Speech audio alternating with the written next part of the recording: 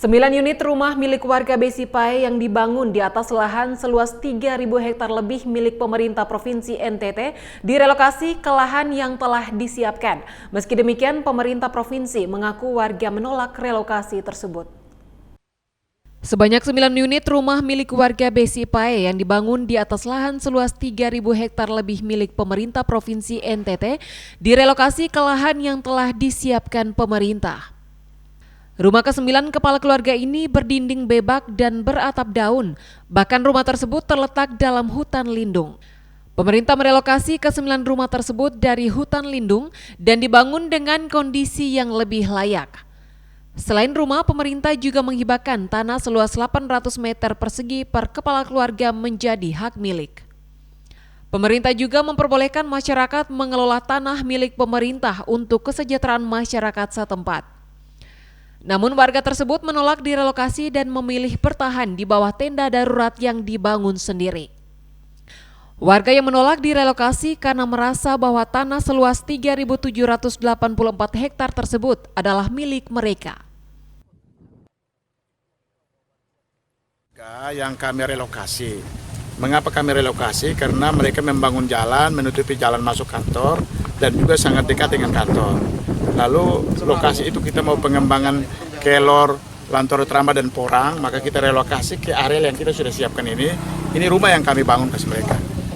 Besar rumah itu berdasarkan besar rumah yang kami relokasi.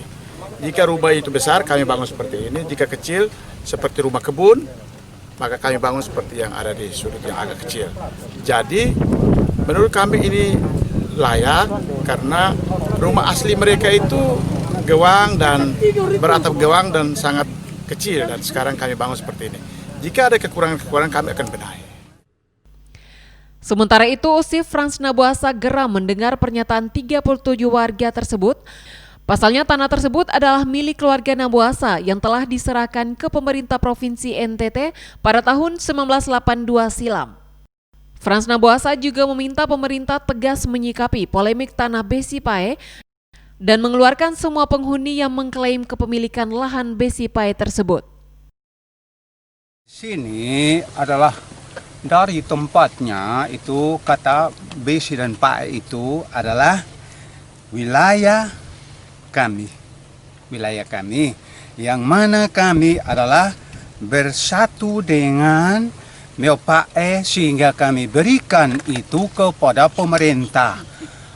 Dua negara yaitu Indonesia dan Australia untuk bekerja sama.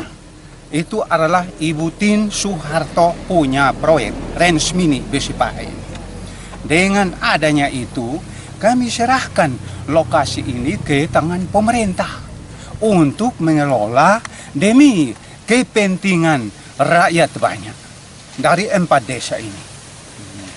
Dan inilah kami berdua, Meo Besi dan Meo Pae, yang menyerahkan lokasi ini untuk pemerintah. Jadikan sebagai aset pemerintah. Dari Timur Tengah Selatan, Oktobala, Tim iNews melaporkan.